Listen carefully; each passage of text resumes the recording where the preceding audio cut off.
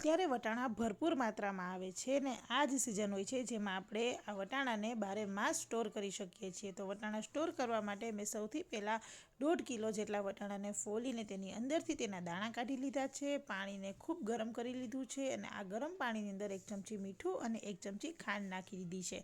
મીઠું અને ખાંડ ઓગળે એટલે તરત જ આપણે આ ફોલેલા વટાણાના દાણા એડ કરી નાખવાના છે અને 2 થી 3 મિનિટ માટે આને પકાવવા દેવાના છે. એક વસ્તુનું ધ્યાન રાખવાનું છે કે વટાણાને બહુ પાકવા નથી દેવાના. 2 થી 3 મિનિટ માત્ર આવી રીતના ગરમ પાણીમાં હલાવવાના છે, જેથી કરી બધા જ વટાણાના દાણા છે એ સરસ રીતના આવી રીતે ઉપર આવી જશે. જેવા વટાણાના દાણા ઉપર આવે કે તરત જ આપણે તેને આ ગરમ પાણીમાંથી કાઢી અને સીધા જ બરફવાળા ઠંડા પાણીની અંદર ઉમેરી દેવાના છે. મેં અહીંયા બરફનું ઠંડુ પાણી પણ કરી રાખ્યું છે અને સાથે બરફના ટુકડા પણ એડ કરી દીધા છે.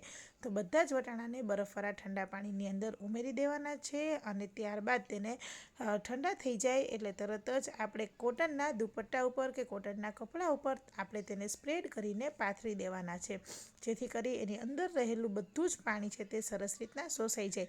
વટાણા એકદમ ડ્રાય થઈ જાય એટલે આપણે તેને ઝીપલોક બેગની અંદર પેક કરીને સ્ટોર કરવા માટે ફ્રીઝરની અંદર રાખી દેવાના છે. મેં આ ઝીપલોક બેગ ઓનલાઈન ઓર્ડર કરેલી હતી, તો આ ઝીપલોક બેગની અંદર આપણે સ્ટોર કરીને મૂકી દઈશું.